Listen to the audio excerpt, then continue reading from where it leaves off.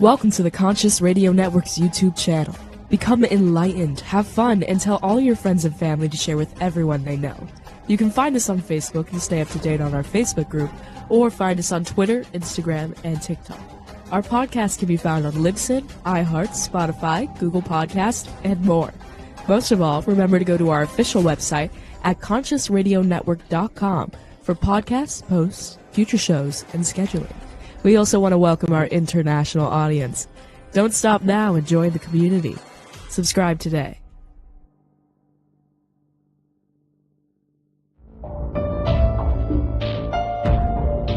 This is the Conscious Radio Network.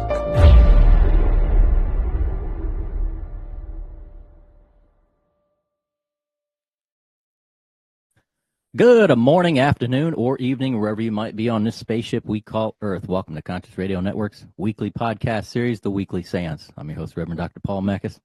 If this is your first time tuning in, please click subscribe, like, share, and comment. Also, follow us on any of those podcast outlets you might listen to your podcast. Today, we will be speaking about free will in the context of a scientific model that takes seriously both a physical reality and a non-physical reality. Professor of Physics and Astronomy at University of California, Irvine, since 1997, and the Vice Provost for Teaching and Learning and Dean Division of Undergraduate Education since 2015. You've seen his appearances on numerous television programs as well as the podcast Fascinating Gadgets, Gizmos, and Gear-Based Technologies, where he explains how to make fictional technology a reality. Let's welcome to the show Dr. Michael Dennin. Welcome. Oh, it's great to be here. Thanks for having me. You are very, very welcome. It's an honor to have you on the show. I'm a fan of your work. And so as a physicist, how did you get into this area to question free will and consciousness? So that's actually a fun journey. I'm a physicist, but I also am a practicing Catholic. I like to steal from what someone said. I'm not real good at it yet, but I keep practicing. And I have an interesting background. My mother's Jewish, my dad's Catholic, so I'm an Irish Catholic, Ukrainian Jew. Been into science my whole life. Went to Jesuit high school, so I've always had both religion and science as part of my life. And I'm one of these people who have never had a crisis between the two. They always made sense to me. And I just kind of got tired of the public discourse that no matter which side you were on, it seemed in the public, what you agreed on was that science and religion didn't get along, right? If you were a really, really strict scientific atheist, religion was wrong. If you're a really strict sort of fundamentalist, take the Bible literally, science is wrong. And you know, that kind of strong juxtaposition makes great news. As I learned in writing a book that wasn't very controversial, it doesn't sell nearly as much. But I'm just firmly in the middle. And as I started thinking more and more about it, free will to me was not only the interesting link, but I realized has been a question I feel like humanity has struggled with since we first started telling stories. Like, is fate fixed for us? Like so many of the great ancient Greek myths where people had no choice, or do we really have a choice in what we do? So I just got really intrigued by that. Yeah, and especially in the metaphysics world, and as a metaphysician myself, it's like in a lot of my lectures and most of my shows, that may not come directly up, but everything revolves around that, especially in the metaphysical world. Do we really have free will? Yeah, I think it's one of the greatest questions. And I find it interesting as I started reading more about it. At some level, people keep trying to even just struggle with defining what free will is. And that's fascinating to me because I think it's obvious we can't choose to do whatever we want. The example I always give is no matter how hard I sit here and just choose to fly, that's probably not going to happen simply because I choose it. Unless I buy a plane ticket, go to the airport, and get on the plane. Then that works. You know, physics does work. It does limit things that we can do. But I also feel that there are clearly moments in life where, for lack of a better word, I made a true choice. It wasn't just the physics and electrons in my brain randomly doing whatever they do and life happening, right? That there really was a choice there. And so those core moments in life, I think are hard to deny. And that's where I started thinking, okay, if that's real, how can I understand it as a physicist? And what does that mean I have to think about? Yeah. Now, what are the challenges of thinking about free will and consciousness in the context of what we know about physics right now? So I think one of the biggest challenges is this fact that physics is actually really good at what it does. Mm-hmm. Right. Physics is really good explaining how physical reality works, particularly if you can do anything in a sort of controlled way in the lab and make measurements. We have the fact that quantum mechanics and general relativity, our two big theories, don't quite work together, but those are really talking about extremes of physical conditions. And we can come back to that. Quantum mechanics is interesting in the free will space. But at the end of the day, pretty much everything that happens in ordinary day in life, you can explain and predict well with our understanding of physics and chemistry and quantum mechanics and predicting how particles will behave. This suggests that if all that does exist is the physical reality, which many scientists do kind of postulate and believe, they're materialists, they think all that exists is physical reality. I cannot see, and I've never heard a convincing argument that free will would exist, because by definition, the physical world is actually quite ordered and obeys the rules of physics very well. And if you have a set of rules and algorithms, then everything is sort of contained within that. Now, some people like to say, oh, well, quantum mechanics has random chance and there's randomness. And yes, there's randomness. That's, very much part of quantum mechanics. But I do point out that, let's say you're given the choice between eating chocolate chip cookies and broccoli, and you're trying to decide, right? Flipping a coin and going with the way the coin determines you should go is no more free will than, having a computer algorithm that computes, which one would be better for you and following that rule. So randomness doesn't give you choice. It just makes it less predictable. And I think that's a key piece that I've seen a lot. People often confuse predictable choices, unpredictable choices, and what I like to call free will, which are real choices. So physics allows for predictable and unpredictable, controlled processes, but not free will. And that's why I had to start thinking about, okay, I've got to take a bigger reality serious. If I'm going to really, really believe in free will, I've got to ask the question, what else might there be besides just physical reality? Because I can't see it existing within the context of physics. Yeah. Yeah. Now, at the quantum level, is really down the rabbit hole, is that we know that the outcome can always change. Right. Especially if especially it being observed. Right. And with us being the observer, it kind of can go both ways. One, we could be the observer, or we're not the observer, and your outcome's going to be changing. So that almost goes to say, there is and there isn't free will.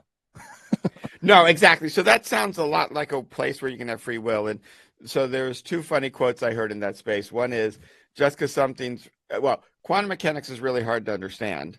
And just because something else is really hard to understand doesn't mean quantum mechanics explains it. And also, one of the challenges, in quantum mechanics, I think, is the part of our understanding physical reality that creates a space for free will to exist. And what do I mean by that? To your point, in the most sort of standard theory of quantum mechanics, it does rely on having an observer if you want to measure something. And so quantum mechanics, describes everything as a probabilistic wave function, which basically tells you how likely things are going to be if you make a measurement. So quantum mechanics is an interesting type of physical theory. Physical theories predict the outcome of measurements. Quantum mechanics does it by telling you, if you make a measurement, what's the probability of getting A or B? Right? Now, so there is a way to think about it, like you said, of, are we the observer? And so then we get to choose whether it's A or B. And what's weird about quantum mechanics is even if you think of yourself as the observer, you're still not making a choice. You're causing the measurement to happen, but you're not choosing A or B. A or B will happen randomly. Yeah. Now, what I like to think about, though, is in a world where A and B can happen randomly, okay, there's another interesting thing about quantum mechanics. Quantum mechanics also tells you what are the possible outcomes of the measurement you're going to make. Normally, we think of things like, let's say you wanted to measure, say you stuck an electron or any particle in a box, and you wanted to measure where it is. Yeah. Most of the time, you would think, well, that particle could be anywhere in the box. Quantum mechanics tells us interesting things that, in fact, for particles in certain boxes, the particle can only be in certain places. There's places you would never find the particle. And this is really hard to think about until you remember if you've ever been in a concert hall with dead spots that was not designed well acoustically. Oh, right? Yeah. We're very comfortable with the fact that because sound is waves, and what wave can do is interfere and create dead spots. So if you're in a concert hall with dead spots, that's the same as being this particle in a box with dead spots where you'll never be. And if you change the box, you change where the dead spots are. And that's changing what we call the boundary condition. And this is, to me, the beginning of making a theory of free will. We're not necessarily causing a particular outcome directly, but we have a capacity to essentially change the box. And so we can make a choice that is actually real by creating all the spots that we want to be zero. We can end up with A instead of B. Yeah. From the inside of someone doing a physics measurement, it just looks like the laws of physics are just being followed, and a state was chosen and everything is hunky-dory. So unless you know about this boundary, unless you know about the outside, it looks like normal physics. But if you have access to the outside, you can see that someone's making a choice by changing the box. So that's, about as simple as I can make it. It sounds really good in my head, and I always wonder how it sounds out loud. Yeah. Yeah. Now, it is as far as consciousness, Right. I mean, hence, it's a perfect show for it. Right. Yep. Exactly. Is free will? I'm not sure how this is going to sound as a question, but is free will and consciousness mutually exclusive? No, not at all. And I think they're very similar. One thing I've done as I think about it, though, is I've realized a lot of people, not many, but it seems a lot of people metaphysically combine the two. They always assume one goes with the other or not at all. I think they're slightly different concepts, but related. So consciousness, in my mind, is the sense that you are a thing, a self, that you're aware.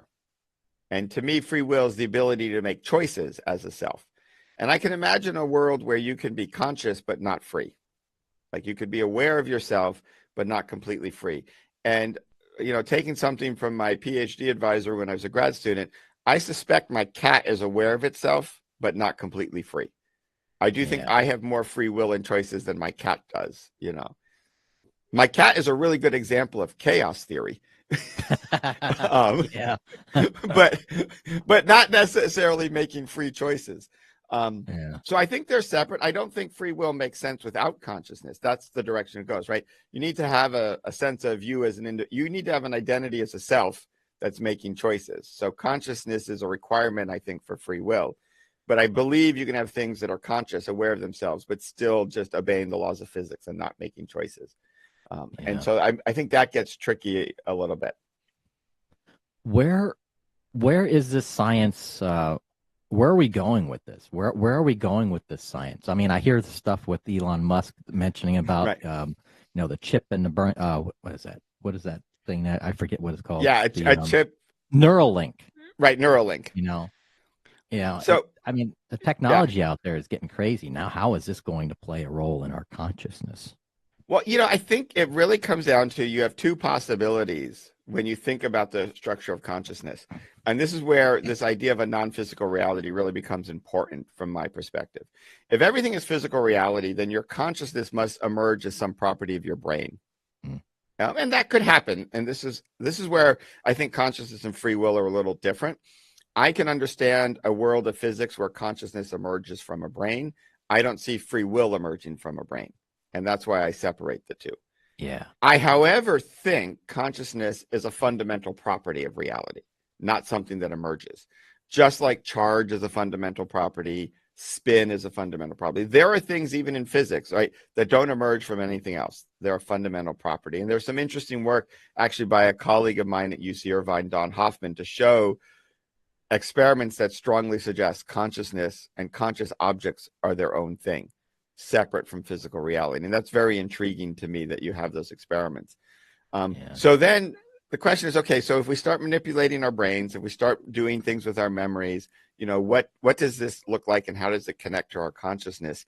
And for me, it's kind of the difference between, if I think of a computer, right, there's two main parts of the computer. There's the guts, the CPU, the memory, the hard drive, right, where the programs live and everything. And then there's the interface, the screen, the keyboard, the mouse, the speakers. We often think of our brain as the guts, where everything lives. I actually think of our brain as the interface, and our consciousness, our non-physical reality is the guts. And the way our consciousness interacts with the physical world around it is through the interface of the brain, which is the monitor and such. And what's interesting to me about this analogy is I go back to my cat, right? My cat probably has some level of consciousness and has an interface that's, like an old CRT that's only green with print. I remember those. And we have an interface, that's much more like high-end super graphics card, wireless, CPUs out in the cloud, right? And way more flexible. And so when you think about these neural nets and these chips and these interfaces, it's kind of interesting because from a physics idea, interfacing with the interface is what we do all the time with our computer. And so it makes perfect sense to be able to interface with the interface. It gets much more intriguing to think about, okay, what is, this future where we think about putting our memories and stuff into a computer. And so we did a really fun, you had mentioned the podcast, our FGGBT, Fascinating Gadgets, Gizmos, and Gear-Based Technology. And we did a really fun episode on the TV show Upload, where people are living forever by going into this digital world. And depending how wealthy you are, when you die, you buy a certain amount of memory. So your afterlife can be really boring and run out of memory, or it can be really advanced. And if you just think of the world as physical, it's kind of weird. You can sort of think about that. What does it really mean? But if you think of it as this interface to another interface, it gets really intriguing. So I think there's a lot of interesting stuff in that, computer brain neural connection and what that really means for us. Yeah. There's been a lot of talk lately, at least around my world, Right. about consciousness and the soul. Right. Now, this is probably going to be a two question thing. Is the consciousness a soul? Are they mutually exclusive? And is it local, non-local, or both? So this is where my framework of thinking of the non-physical comes in really importantly. For me, the soul and our consciousness are very much aligned and probably very overlapping. And if they're exactly one-to-one, I'm not sure. That's tricky. But what I think about it is we have a fundamental part of ourselves that's non-physical. And I would call that the soul. And I would call that the heart of our consciousness and the seat of where our free will is, right? Those come together. We are unique in that we are both physical and non-physical, right? This is very much consistent with my Catholicism and God breathing spirit into humans and so on, right? So it comes from that. But it's also interesting, very consistent with a lot of the science I do in my life, because what happens is now you get this interesting question. Why would you have something that can interface across the non-physical and the physical? And I think this is what we call an emergent property in a different way, or a transition. And it all comes down to the brain, right? If by definition you have physical and non-physical parts of reality, there's a boundary between them. Yeah. And the interesting question is, how do you manipulate and control that boundary? And this is where your question of local or non-local comes in. I do think our brain is the key physical part of creating that boundary between the physical and non-physical. So to be able to interact between the two and across the two, I think our brain is key, right? Yeah. So when you say, is the soul local or non-local? I think in the physical world, it's fairly local. It's in our brain. What it looks like in the non-physical is, one of those, as a scientist, I'm now like, okay, cool.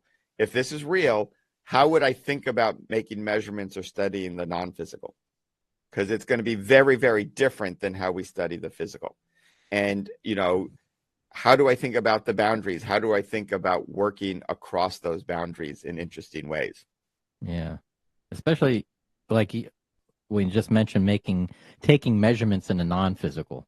Yeah. I mean, look at these people that, professional remote viewers, they tap into the astral self and a remote view, pulling in measurements. Obviously, you have to be given a target or specific information for a target.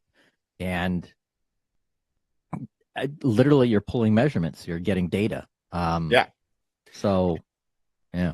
And here's the interesting thing, right? It's always tricky being a scientist and talking on this boundary of science and mysticism, for lack of a better word, or various other phenomena, right? And what's interesting to me, and this is, I think, the challenge, and it shows something about humans, right? It's very hard for us to take seriously the non-physical without using words and language about the physical, because fundamentally our language was invented to describe the world around us, right? And so you look for things like, electromagnetic measurements, or we like to talk in terms about electromagnetism because it's, the force we're most familiar with. Yeah. And to me, that's actually coming a little short. And this is why I think often it runs into trouble and gets labeled as pseudoscience, is if there is remote viewing that works, it probably is very much because of an interaction between non-physical and physical, which is going to look very different than our current theories of physics.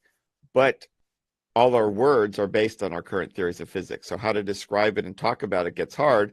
And then you run into problems. And this is the same thing, I think, miracles and religious language has, is if you have a true sort of miraculous experience, the only words you have to describe it are words that talk about reality.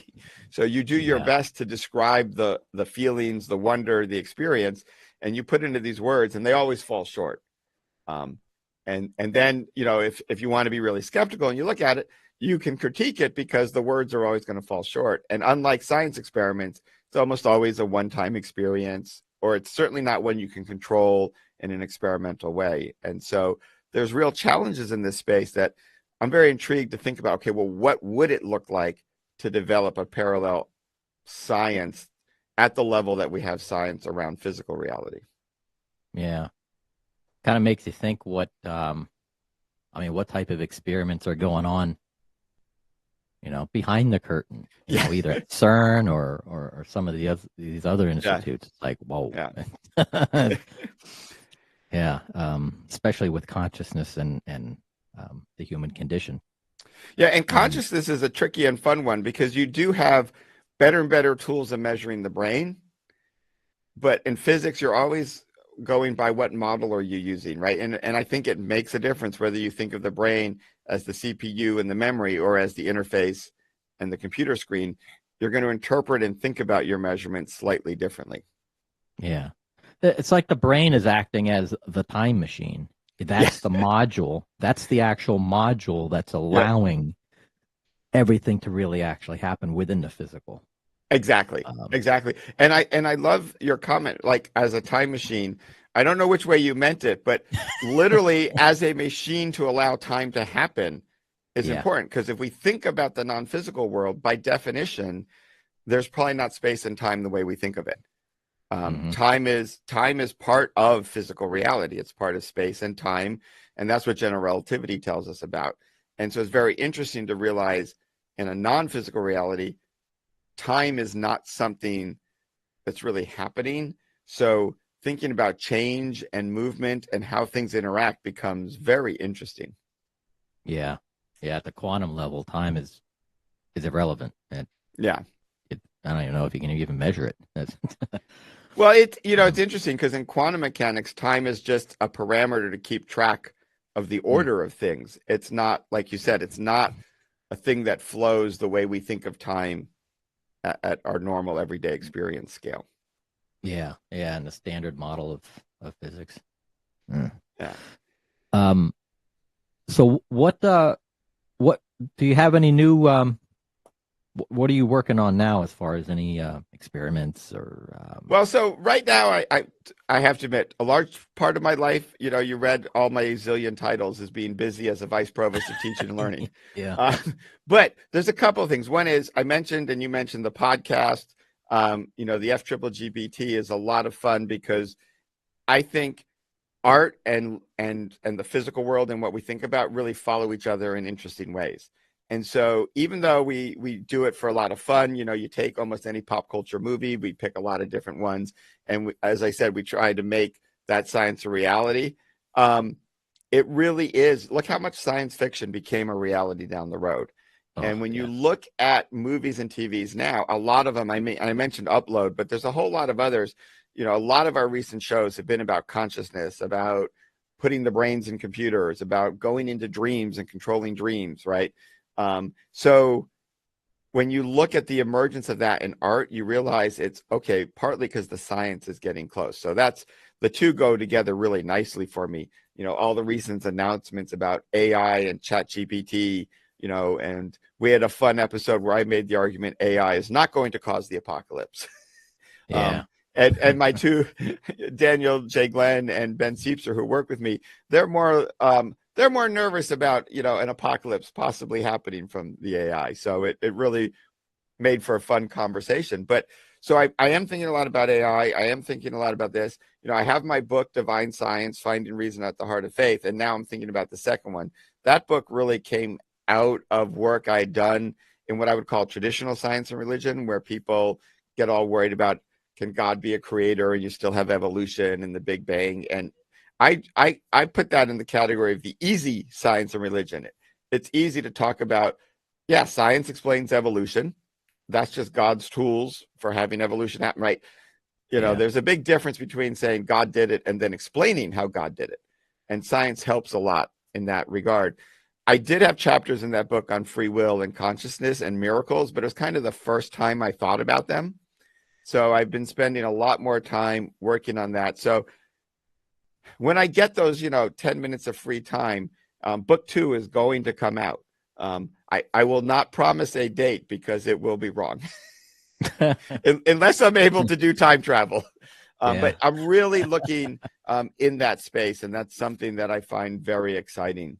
And it's fun to be on the podcast and fun to come chat with you. That helps me keep formulating those thoughts as I plan for the next book. Yeah. It keeps the energy active. It keeps the electrons flowing. Yes, exactly. And it's really bad when they stop flowing, Paul. Really. Oh man. Yeah. I get writer's block all the time. I can't. Sometimes it'll happen during a show, and I'll just get to that point. I'm going, wait, I had something to ask, but I'm going to ask something different. Yep, exactly. I like the spin that you put on as the guest. I'm sure this is going to be a dry part of the show, but I mean, as far as your appearance on Ancient Aliens, and how many seasons have you been on so far? I've been on every season. I was in the pilot. Yep. No, I looked it up the other day because I was actually with them at Alien Con, and I just Googled myself, which is a dangerous thing to do. And yes, it is. I'm something like, I'm in the top, I think I'm definitely in the top 10 in terms of a number of episodes I appeared in, and I may be like number 5 or 6. I am their friendly skeptic. They know very well that I'm there to explain science, which is great. I'm in this weird camp where I'm pretty sure there's intelligent life elsewhere in the universe, and I'm pretty sure they haven't made it here yet. And it's going to be an interesting race to see who runs into whom first. Like, do we just meet halfway as we're both in space? And then, do we have any chance of talking to each other? Would we even recognize them? Or we just pass by not knowing what was going on? I did hear I had never used this argument, but I heard it from two completely different people. The reason aliens haven't come yet is we're just too boring. And the funny thing about that is that's my argument for why I'm not a computer simulation. My life is too boring to be a video game, so clearly I'm real. Yeah. Yeah. Yeah. And I got to be honest, they picked a good skeptic to be on there. Well, Definitely. Thank you. No, because it's fun. The information that you deliver on the show really puts a spin on things, because it gets the viewer, it gets your brain going, wait a second. Because Giorgio always talks about, yep, if it was this, it's an alien. You come on. No, let's look at this.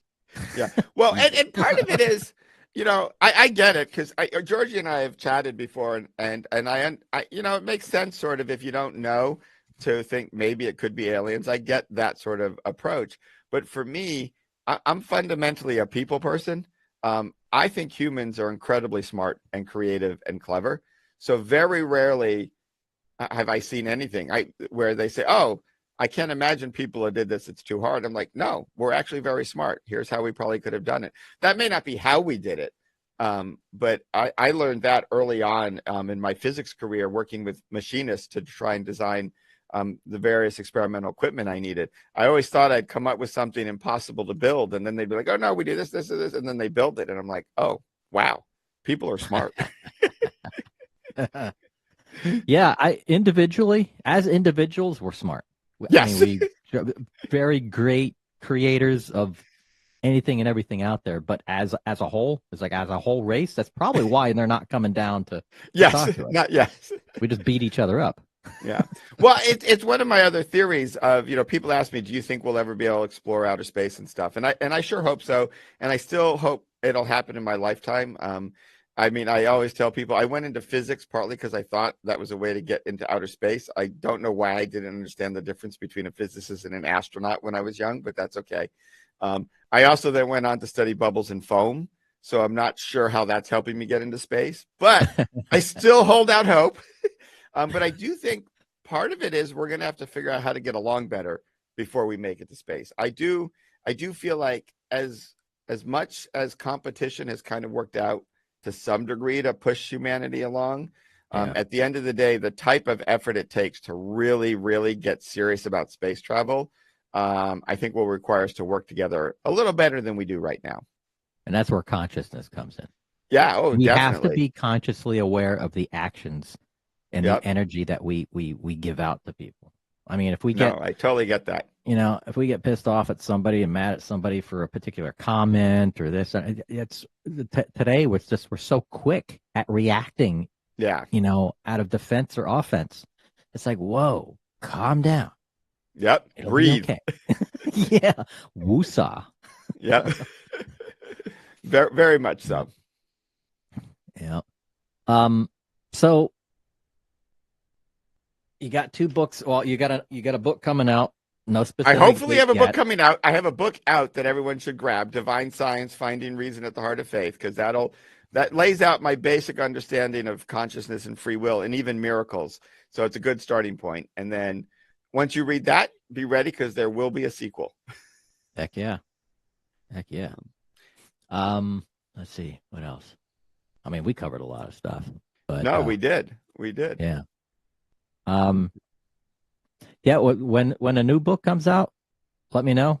Yep. We'll cover that and then hopefully much sooner than the new book, because this will happen in the next couple of months. I noticed my website's down there, which is great.